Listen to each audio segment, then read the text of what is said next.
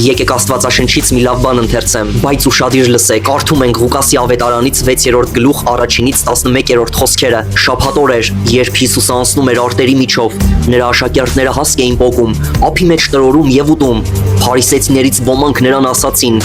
«Ինչու եք անում այն, ինչ օրինավոր չէ անել շաբաթօրով»։ Հիսուսը նրանց պատասխանեց.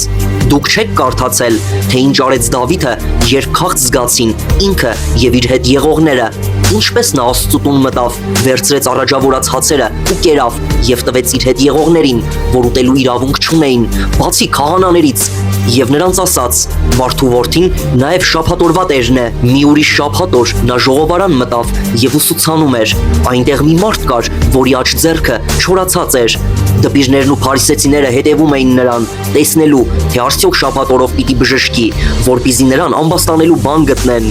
Իսկ նա, որ գիտեր նրանց մտքերը, չորացած ձեռքով մարդուն ասաց. «Վեր կաց ու մեջտեղում կանգնիր»։ Նա վեր կացավ եւ կանգնեց։ Հիսուսը նրանց ասաց. «Ձեզ եմ հարցնում, ի՞նչն է օրինավոր շաբաթօրով, բարիք անելը, թե չարիք, հոգի ապրեսնելը, թե կորստյան մատնելը»։ Եվ շուրջը հավաքված բոլորի վրա նայելով, այն մարդուն ասաց. «Ձեռքդ մեկնիր»։ Նա մեկնեց եւ նրա ձեռքը մյուսի նման առողջացավ։